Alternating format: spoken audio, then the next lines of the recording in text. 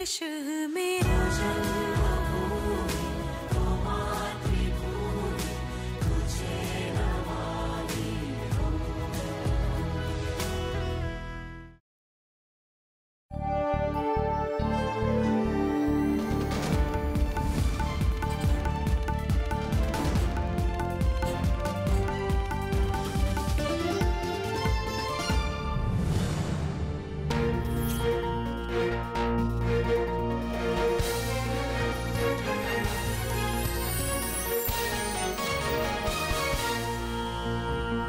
नमस्कार, स्वागत है आप सबका दिन भर की तमाम बड़ी और अहम खबरों के साथ। मैं हूं कवींद्र। शुरुआत हेडलाइन से। उपराष्ट्रपति पद के लिए मतदान कल। एनडीए में एम वेंकैया नायडू और पक्ष के गोपाल कृष्ण गांधी के बीच मुकाबला। शाम को नतीजा।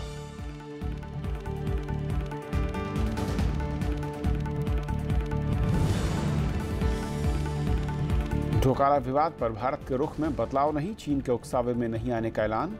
कहा, कूटनीतिक वार्ता से ही निकलेगा हल।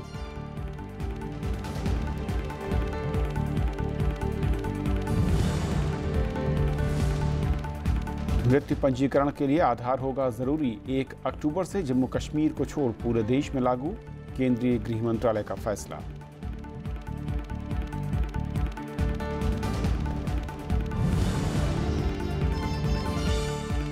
पाकिस्तान में नए मंत्रिमंडल की शपथ। 4 साल बाद विदेश मंत्री नियुक्त। बने 28 कैबिनेट और 18 राज्य मंत्री।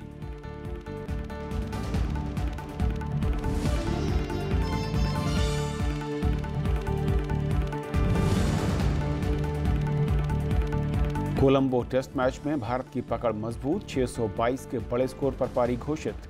50 रन पर श्रीलंका ने गंवाए 2 विकेट।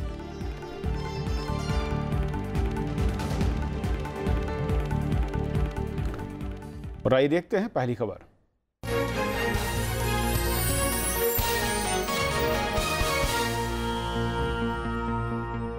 भारत ने एक बार फिर डोकाला विवाद के कूटनीतिक तरीके से समाधान पर जोर दिया है।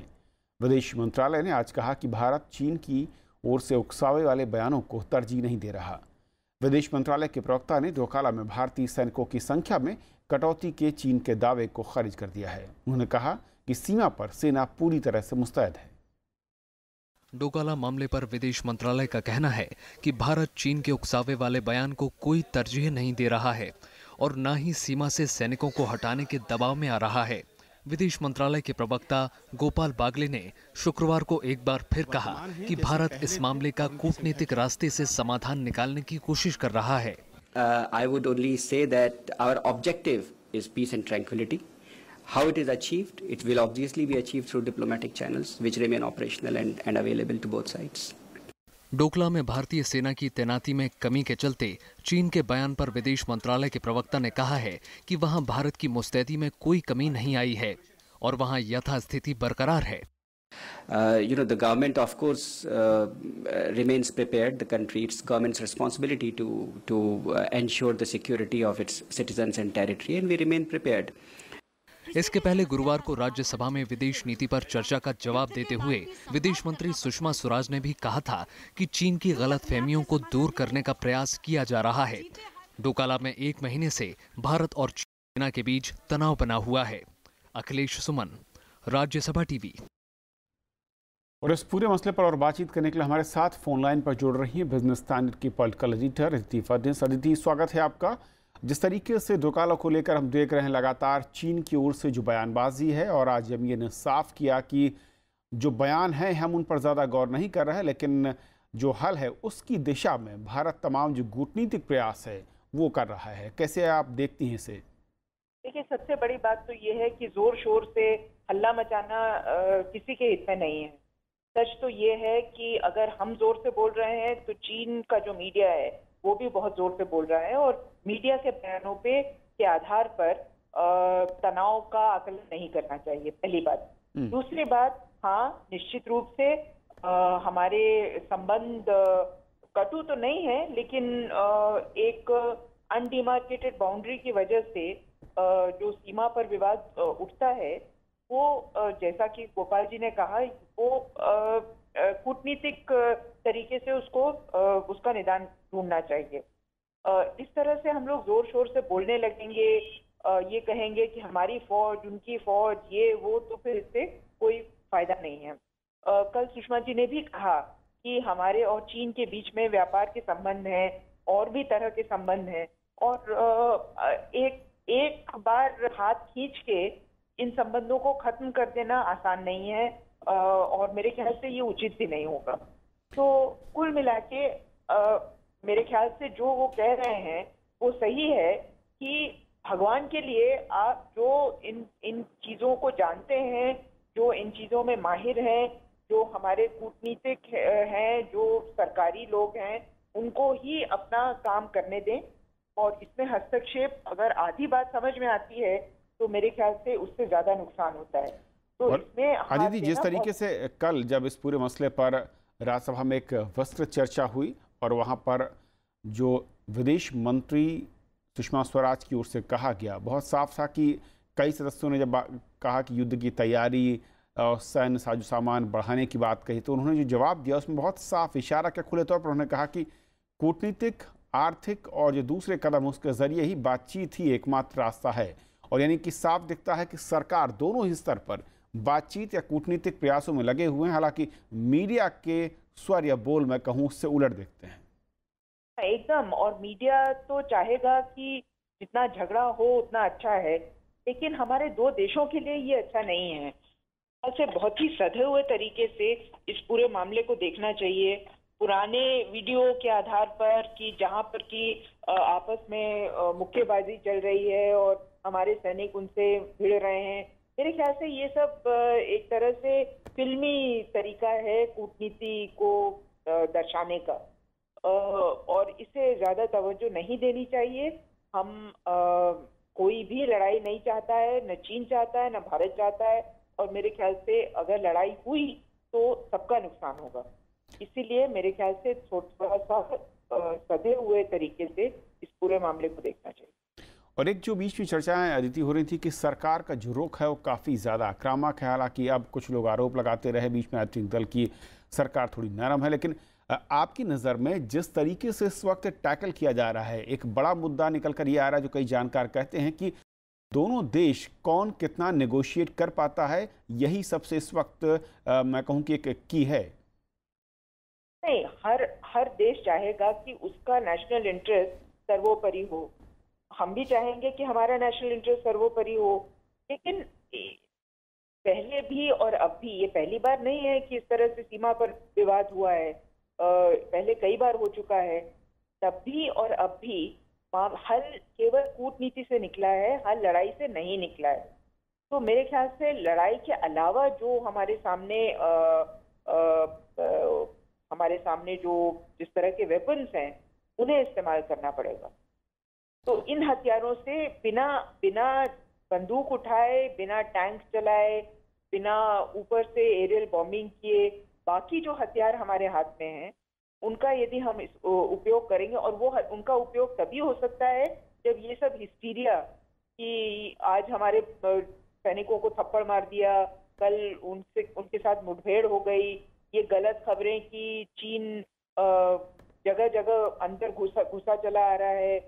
तो अब ये सब ठीक है, अच्छी स्टोरीज हैं, लेकिन मेरे ख्याल से जो लोग इस चीज के जानकार हैं उनको काम करने देना चाहिए। एक आखिरी सवाल, कल जब चर्चा हुई, जो तमाम पक्ष सामने आया और सरकार की ओर से जो जवाब दिया गया सदन के अंदर, ऐसा लगता है और आपकी नज़र में क्या पूरी जो तस्वीर है जिस तरीके से साफ होनी चाहिए थी वो बहुत क्लियर पिक्चर इस वक्त सामने आ गई? उस चर्चा के बाद स्टैंड क्या है, किस तरीके से टैकल कर रही है सरकार? एक चर्चा के बाद जो तमाम विपक्षी दलों की राय थी उसमें कमोवेश सरकार के साथ खड़ी थी। विपक्षी दलों की राय भी लेनी चाहिए इस पर, और ली भी थी सरकार ने सेशन चालू होने से पहले। तो मेरे ख्याल से विपक्षी दलों का अपना मत है। हालांकि लड़ाई कोई भी नहीं चाहता है, और विपक्षी दल भी ऐसा नहीं कह रहे हैं कि हमें जाके वहां से अपनी टेरिटरी को लिबरेट करवाना चाहिए, ये तो कोई नहीं कह रहा है।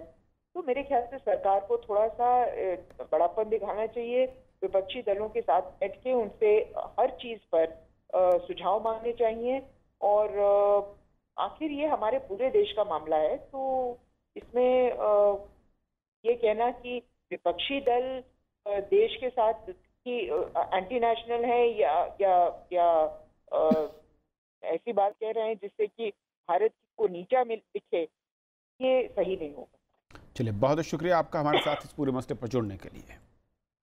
और यह थी पहली खबर। छोटा सा ब्रेक और ब्रेक के उस पार दिन भर की दूसरी बड़ी खबर।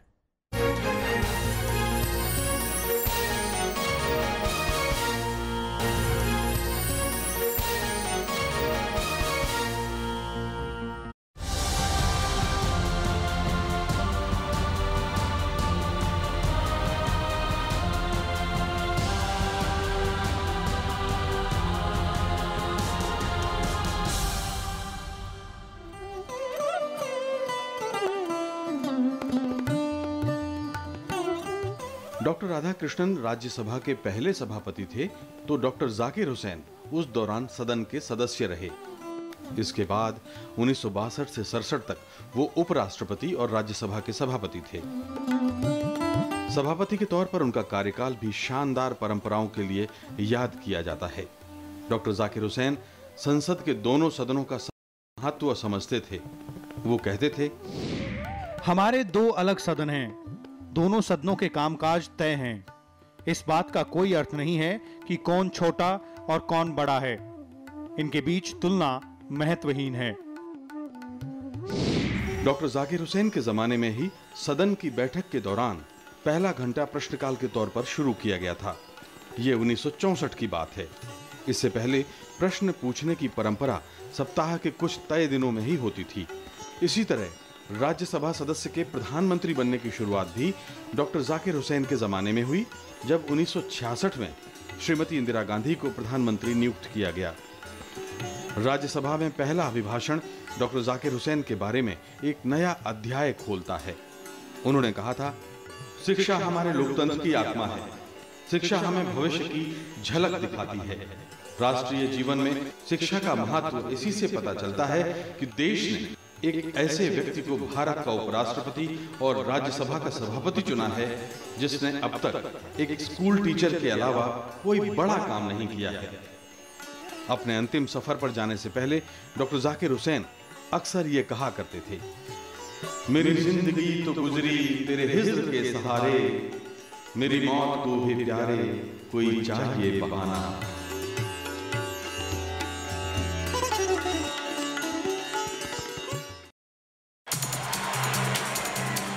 बाल के पीछे मैं नहीं जाता था, बाल मेरे पास खुद आता था।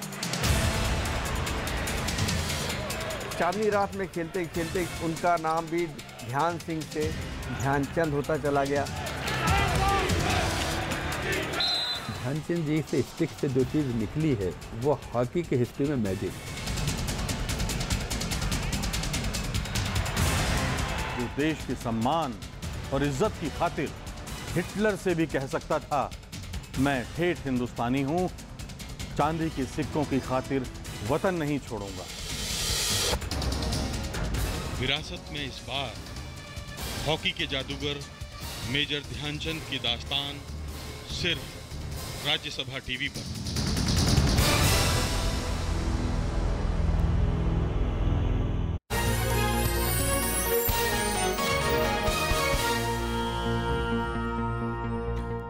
उपराष्ट्रपति पद के लिए कल मतदान होगा। एनडीए के उम्मीदवार एम वेंकैया नायडू और विपक्ष के प्रत्याशी गोपाल कृष्ण गांधी के बीच मुकाबला है।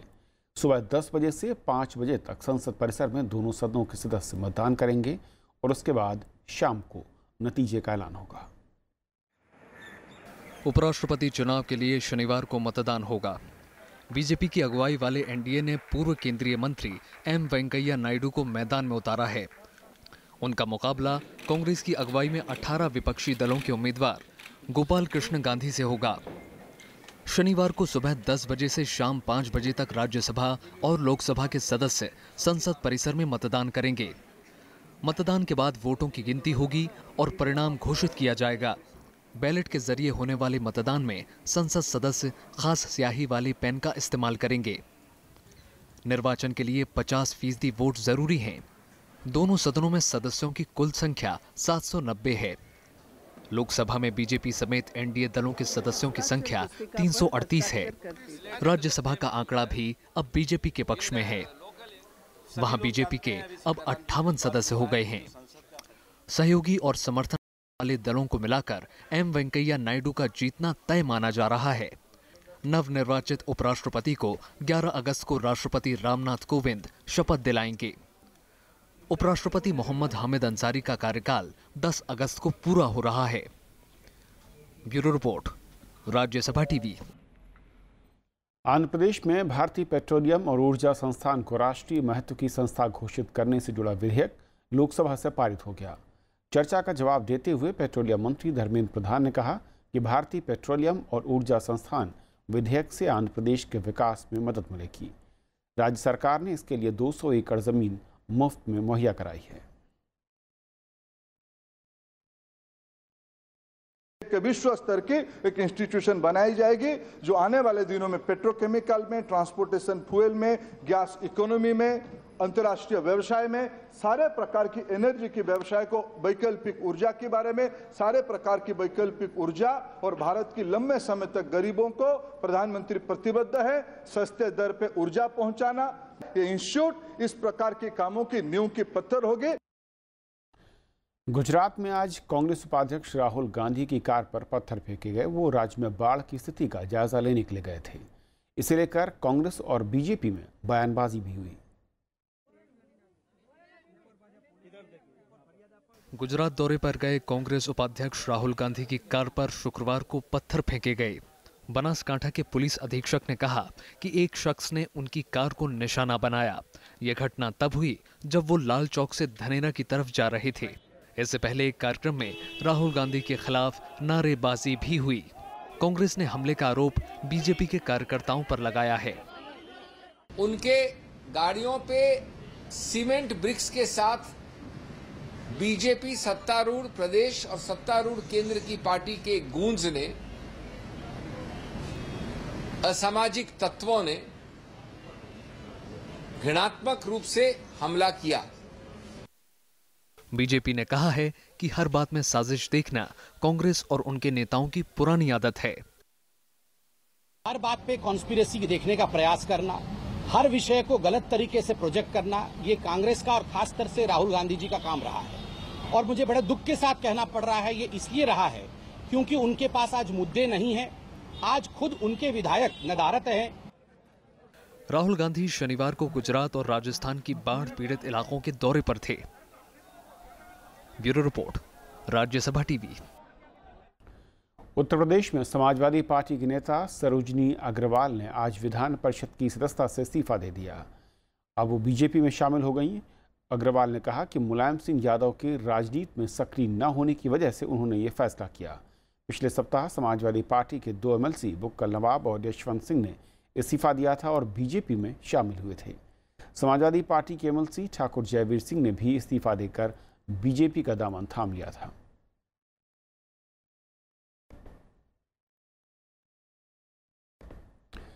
कर्नाटक के ऊर्जा मंत्री डीके शिव कुमार के ठिकानों पर आज भी छापे पड़े। ये तीसरा दिन था जब आयकर अधिकारियों ने उनके परिसर की तलाशी ली। बुधवार को यह अभियान शुरू हुआ था। शिव कुमार से जुड़े 66 जगहों की तलाशी ली गई है। अब तक 15 करोड़ रुपए से अधिक की नकदी और गहने बरामद हुए हैं। शिव कुमार पर टैक्स चोरी का आरोप है। पीटीआई के मुताबिक उनसे आज भी पूछताछ हुई।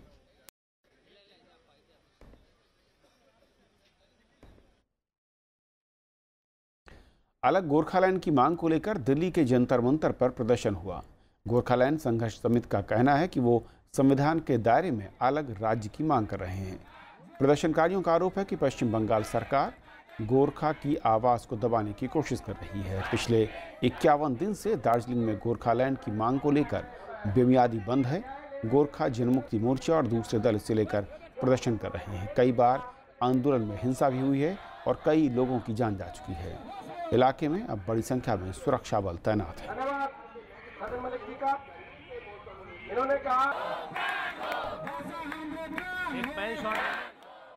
साफ हो गया है कि बंगाल की नीति, बंगाल किस तरीके से देखते हैं गोरखाओं को देखने का उसका नज़रिया क्या है, गोरखाओं को किस स्तर से देखते हैं, वो सब कुछ करना। इस सारे चीज़ों का वहाँ पर जो भी हो रही है, police atrocity, language imposition, human rights violation, ये सारे चीज़ का एक ही सोल्यूशन है, that is separate state Gorkhaland.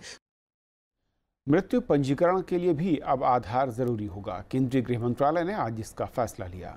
इसे अक्टूबर से लागू किया जाएगा। मंत्रालय ने कहा कि पहचान से जुड़ा फर्जीवाड़ा रोकने के लिए यह फैसला किया गया है। यह फैसला जम्मू कश्मीर को छोड़कर पूरे देश में लागू होगा। मंत्रालय के मुताबिक जिसकी मौत हुई है उसकी पहचान को सत्यापित करने के लिए आधार संख्या जरूरी होगी। महापंजीयक कार्यालय का कहना है कि इससे पहचान सत्यापित करने के लिए कई तरह के कागज देने की जरूरत अब खत्म हो जाएगी।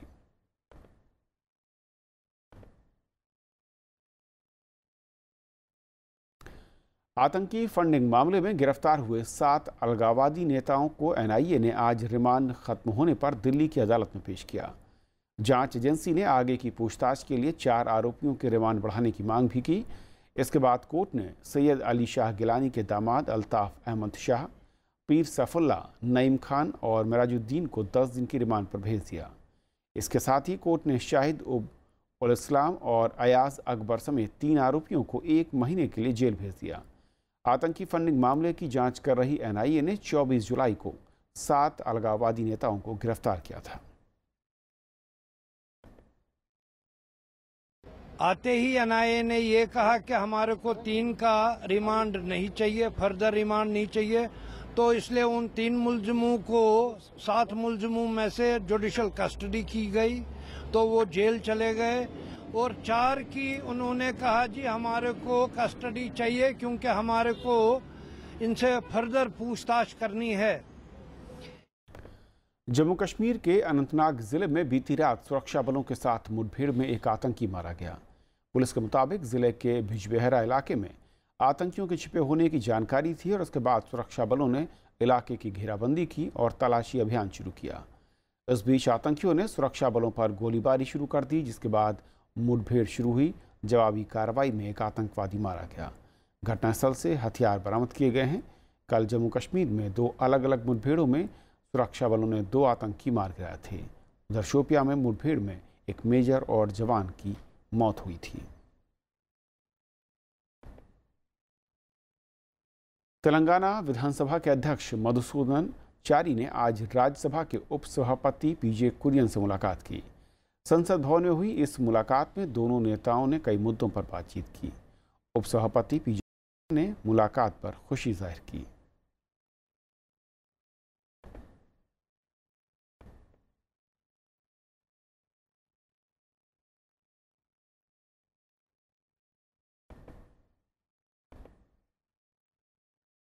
पाकिस्तान में आज नए मंत्रिमंडल का शपथ ग्रहण हुआ। मंत्रिमंडल में 28 कैबिनेट और 18 राज्य मंत्रियों को शामिल किया गया। साल 2013 के बाद पहली बार विदेश मंत्री नियुक्त किया गया।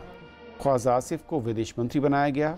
मंत्रियों के नामों और उनके विभागों पर फैसला कल 6 घंटे चली मैराथन बैठक में लिया गया। इसहाक डार नई सरकार में वित्त मंत्री हैं, तो वहीं खुर्रम दस्तगीर खान को रक्षा मंत्री चुना गया। पनामा गेट मामले में सुप्रीम कोर्ट ने नवाज शरीफ को अयोग्य घोषित कर दिया था और उसके बाद शाहिद खाकान अब्बासी को प्रधानमंत्री बनाया गया था। इनमें कुछ सीनियर्स भी हैं और जूनियर्स। वज़ीर-ए-आज़म शाहिद खाकान अब्बासी की ज़ेर-ए-क़यादत ये अपने कोलंबो टेस्ट मैच में भारत ने शिकंजा कसना शुरू कर दिया है। दूसरे दिन का खेल खत्म होने तक श्रीलंका की पहली पारी में 50 रन पर ही 2 विकेट गिर चुके हैं। श्रीलंका के दोनों सलामी बल्लेबाज आर अश्विन की फिरकी का शिकार हुए। श्रीलंका को पहला झटका 0 के स्कोर पर लगा। अश्विन ने थरंगा को पवेलियन की राह दिखाई।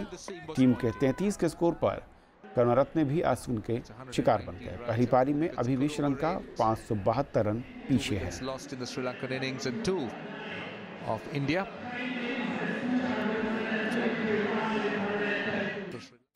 और इससे पहले भारत ने 9 विकेट पर 622 रन का विशाल स्कोर बनाकर अपनी पहली पारी घोषित कर दी। पुजारा 133 और रहाणे 132 रन बनाकर आउट हुए। अश्विन, रिद्धिमान साहा और रवींद्र जडेजा ने अर्धशतक लगाए। अश्विन ने 54, साहा ने 67 और जडेजा ने नाबाद 70 रन की पारी खेली।